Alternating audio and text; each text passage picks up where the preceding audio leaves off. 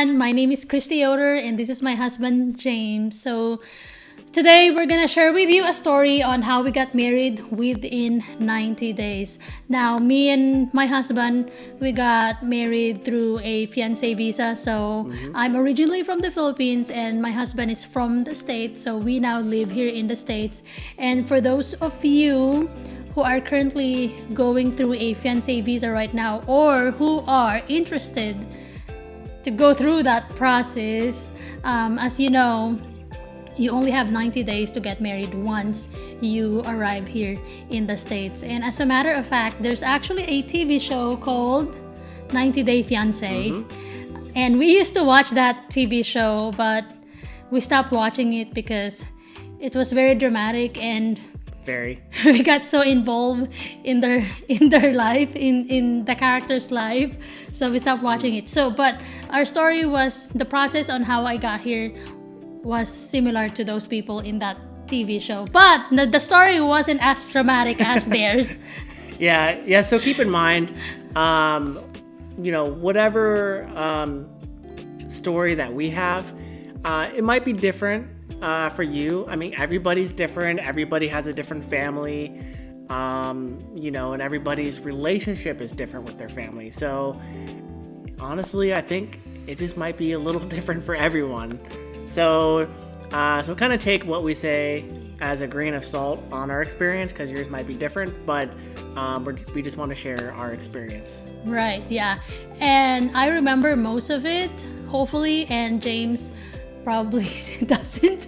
So I might actually be the one doing all the talking, but I'm sure he'll be able to remember some stuff as I start talking. So for some women, they plan their wedding for a year or even probably more than that. But for us, we didn't have the chance to plan a year for a year, even though we already knew that we're gonna get married. But the fiance visa process, although there is a high chance of approval, I am still not, during that time I wasn't sure if I'm gonna get it or not. So we didn't really plan for our wedding that much while we're going through the fiance visa. So just a backstory, I arrived in the States in June 15, 2019, and we got married in August 31st of 2019. So that means I only had 2.5 months to plan for our wedding. But thankfully, I didn't have to do as much because James's mom, my mother-in-law, she was a wedding coordinator and a wedding planner. So she basically took care of everything. She asked me what I wanted for the wedding, and I said that I wanted to have a sunflower themed wedding. And so she pretty much decorated, the reception, and also the reception, and what's the other place called where you eat? That is the reception. That's the reception. Yeah. What's the first part? Ceremony? The ceremony. Okay, so she decorated those two areas, of course, with the help of our friends and family. So we only spent about maybe $700. Something like that. I can't remember. Yeah, but it wasn't much at all. Yeah, overall for our wedding, we only spent $700. And you know why? Because my wedding dress was given to me by my friend in the Philippines. So I actually, when I was still in the Philippines, I was the one who coordinated her wedding. So I helped her during the day of her wedding, and then all of a sudden, after a few weeks, maybe because she knew that I really like her wedding dress, and I also just got engaged during that time, so she offered to give me her wedding dress, and I was like, oh, okay, of course I would take that. So I got the wedding dress from her, and even the wedding shoes. So it was really awesome. I wasn't sure if I asked her, but as far as I know, I did not ask her. So she just gave me her wedding dress. So, and for most people who are getting married, for most women, choosing your own wedding dress, it's a big expense. It's a big expense, yeah. Yep. So, yeah, and also who married us? Maybe you can tell that part. My grandpa did. So my grandpa is an assistant pastor of a church. So he's ordained. I wanted my grandpa to basically be the one to marry us, and it was quite the honor to have him do that, and it was good. It was really good. Yeah, it was really a sweet experience, to be married by his grandpa. And also, we didn't have to pay for the wedding venue because we had our wedding at our church here in Ohio. So that's less. That's Yeah. one less thing Yeah. we did not worry about as well. Because I think for most people, they have to pay for whoever is officiating their wedding if it's not part of their and family. So just keep in mind that not every church is going to allow you to, have a wedding for free. Probably a lot of churches will even still make you pay, a certain amount, to use their facilities, for the wedding. So just keep in mind, it's not going to be like that for everyone, but we're just very blessed to have the church family that we have that was willing and able to do that for us. So we definitely thank them.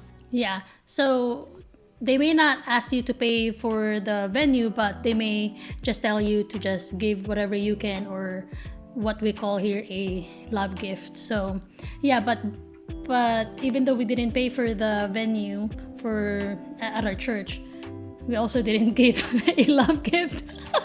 I don't know. I didn't realize that during that time.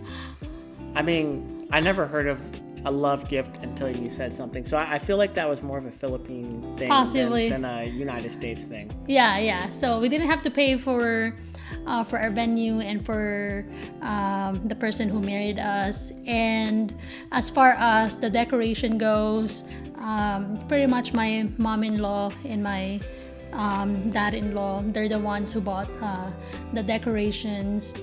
And we're really blessed to just have friends and family who were willing to do those things for us. Maybe because they also know that we didn't have much during that time. We didn't have much savings during that time, and I couldn't actually work much during that time as well, even though I was freelancing already. But I did not have much clients because I know that I'm gonna have to sort of plan for the wedding, and I didn't want to be stressed because I was adjusting to a new country. So yeah, so my parents-in-law, they bought the decorations, and I probably just paid for the wedding invitation. So we just bought, I forget where we bought the wedding invitations, but it's those pop-up wedding invitations. I think we bought it at either Ollie's or Hobby Lobby, either of those two stores. So but it was very cheap, and then I sent them out to our guests, and that's pretty much it. As far as our wedding food, we also didn't worry about that.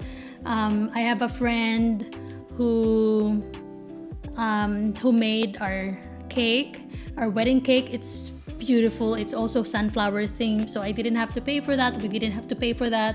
And for food, we didn't have to pay for food as well, because pretty much our wedding was a charity wedding.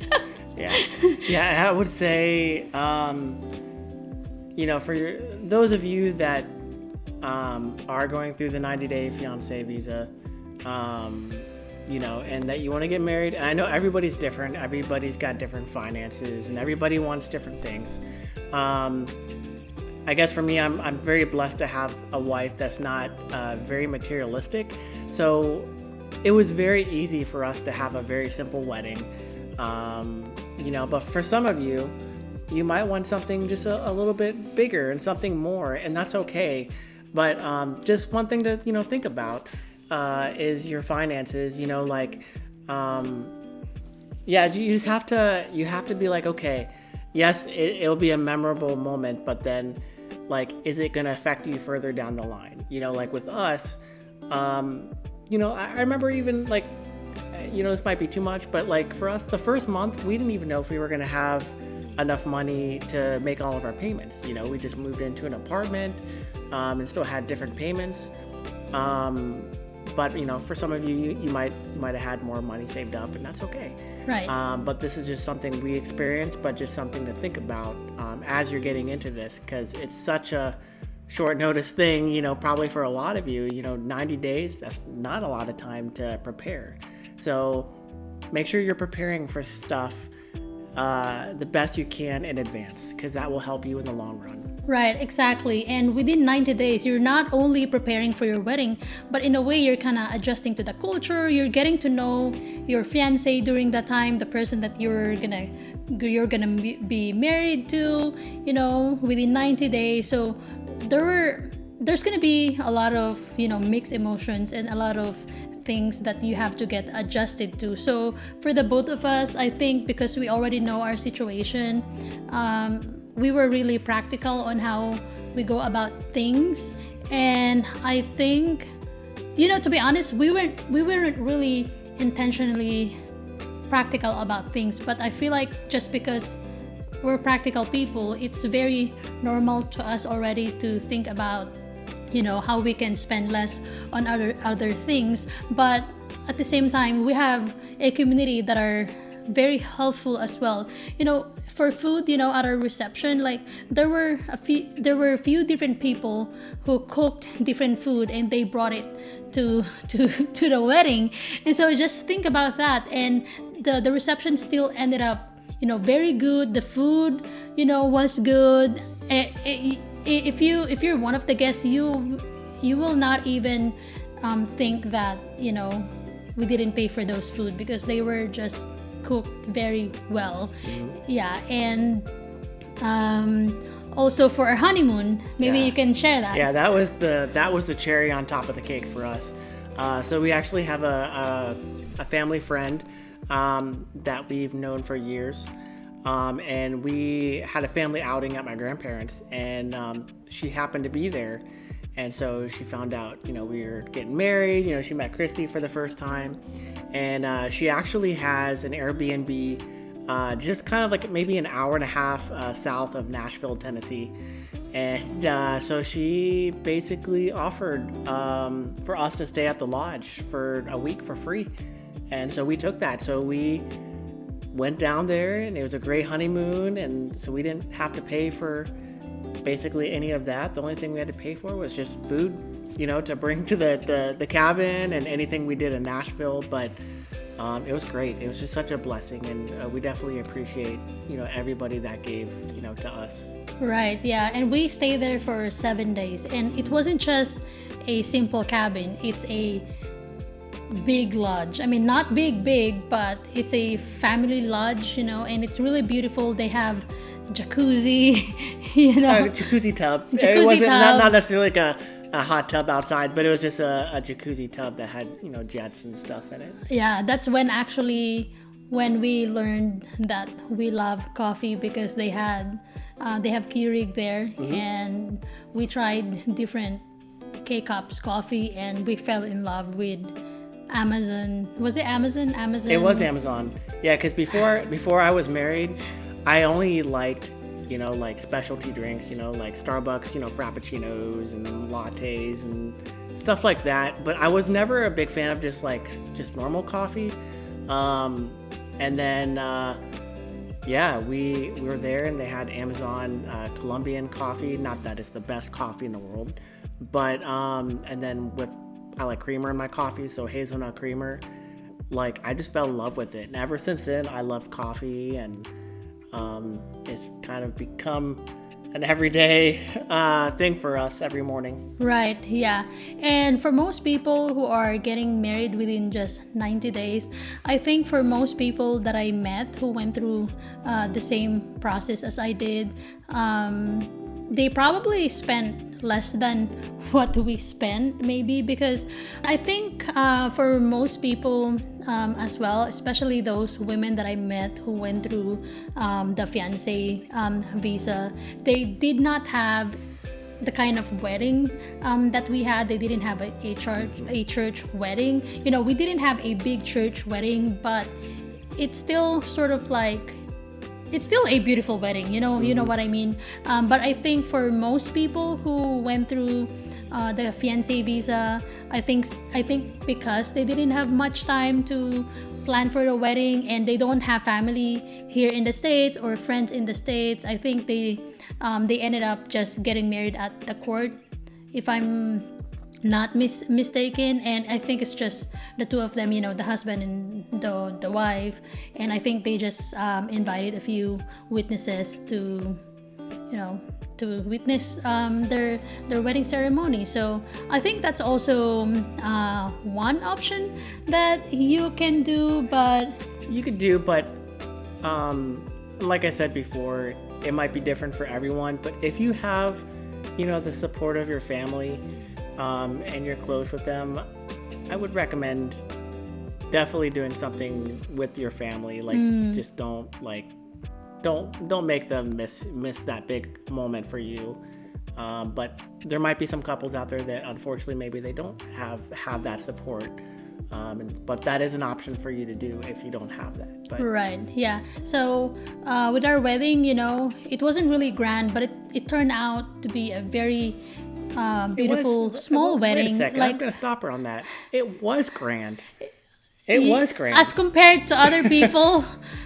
Okay, yes, who had 200 guests and who spent a lot of money. It wasn't that grand. We may not have had fireworks and pyro and like this magical moment that some people like imagine in their heads or they see, but to us it was good enough for us. It was very beautiful. And the good thing about that was my dad was able to come and attend our wedding. So that was really something that I was praying for, being with my dad, him walking me down the aisle and having my dance with my dad. So it was very, very memorable. For me, like, that was so important. I knew it was important for her to have her dad, but for me, like, just seeing her dad there, to be able to walk her down the aisle was the most, honestly, it was the best feeling for me because, him, having that moment, them experiencing that was just incredible. And for me, having on my side of the family and friends there, but for her to only have her dad there, I'm like, that was so special to have him be there and experience it. Right, that's true. So yeah, I think what made our wedding really, the planning really easy, and also at the same time being able to have the wedding that I like was because even before coming to the States, we were able to get to know each other already. And even her parents, I was able to talk to his parents, and we're just aligned with everything. We just kind of clicked, and we know what's important and what's not important, and we share the same values as well. So when I arrived here in the States, it's like we've known each other for a long time already. So and to me, it's very important that I'm part of a community, and that my family here, my husband's family is somebody that I can get along with, because nobody's going to be able to support me here in the States but his family, and also my husband. So I think that's what made it easy for me as well, or for us to have that kind of wedding. But I recommend, if you're the one, if you're gonna come here to the States and you're gonna get married within 90 days, get to know the person that you are gonna get married to, and communicate, talk about your non-negotiables and your negotiables, so that you can have the wedding that you like. And again, just like what my husband said, that if you don't have much money, your wedding doesn't have to be really grand. And I advise that you don't, depending on your principles as well, don't get into debt just because you want to have a grand wedding. Again, it is totally up to you if you want to do that, but to us, we didn't want to do that because we really wanted to make sure that we start our marriage on a good note. And so I think because of the practical decisions that we made, we were able to be financially stable, just I think within the first year of our marriage, because James was we're of the same age. James didn't have much investment during the time we got married, meaning he didn't have his own house, so we had to rent our own apartment, as compared to other people who got married. The husbands, they have their own house already and they have built something already. Those are probably people that are maybe older than us, so they have they have investments already and they're more stable. But for me and James, since we got married young, although we weren't really that young, we had to build up our finances together, which is very sweet, because it's both our own effort. Where we are at today is because of our effort together. Yeah. One last tip for you guys. So this is for the people or the Americans that are bringing your significant other over to get married. Super important. Now, my wife here, she's actually it's easy for her to kind of adjust to the culture and the environments around her. But some of the significant others might have a hard time adjusting at first. And one thing that you can help them is if there's something that they're missing or craving, especially when it comes to maybe food or whatever, like do your best to help them out. Make them feel like they're valued and loved. And they may not that they don't feel that way, but anything you can do to help them just kind of get through that little hurdle. Because at that point, they're going to be missing their friends, their family, their culture, the things that they're used to doing. So any little thing that you can do to help them and to help them feel like, they're being supported, that's what you got to do. I mean, you just have to do it. So like with me, and even we've been married for 5 years and she still craves Filipino food. So when she's craving those, I mean, and obviously this is a thing with, being married, you have to kind of give in, give and take. You just have to do your best to be supportive. Like there are some times that she wants to eat Filipino food. I'm not feeling it, but sometimes you still got to do it. I mean, very rarely do I not want to eat Filipino food, but there are times that I don't want to, but I still, I'm like, okay, because she needs this comfort food, I'm going to do it for her. So please do the best you can and help them out. So right. That's probably the last tip that I can give you, and it will help your marriage out tremendously. I promise. I have one last tip before we end. If you arrive here in the States, or if you are the one who's here in the States and your fiance arrives already, if within the 90 days you feel like there were a lot of red flags, or you feel like this person wasn't really the same person that I got to know online, or maybe you just had a change of heart, you felt like it wasn't the perfect timing to marry that person, or it wasn't the right person for you, just call it off. You don't have to push through with it just because your fiance already arrived, because that's better than being tied with somebody for the rest of your life. Mm-hmm. And same goes for the person coming to the United States. If you come and you are already having doubts, or I mean you'll have to use your own discretion, whether it's red flags, or maybe you're just not getting used to something, or is this person generally for me? Because sometimes, for some of you that are going through these long distance relationships, sometimes you really don't get to know the person until you're there, and then you start to see some of those character traits that they have. But if you're not feeling it, if you really feel like they're not who you thought they were, just do whatever you got to do. If you feel like it's not a right fit, don't do it. Just there's nothing wrong with you leaving and going back home. And some of you might just want to come for because like, oh, it's America, maybe I can find somebody else. Don't do that. Don't go there. Yeah, again, if you're only getting married because of money or because you just want to be here in the States, don't do it. Then you're here for the wrong reasons. Marriage is not for that. Yeah. Find something else. If you want to be here in the States or if you want to make money, find something else than being married. Just because of that. So yeah, I'm pretty sure there's a lot of things we can still add more, but we can, how we did the K1 visa process and all that, my adjustments here in the States, we can film another video for those specific topics. We want to hear from you guys. Like, if there's anything that you want us to talk about, or if there's, something that maybe you feel like we missed or whatever, please, put it in the comments. We'd love to hear from you. I mean, we want to be able to help out the best we can. So yeah, please don't be afraid to comment underneath.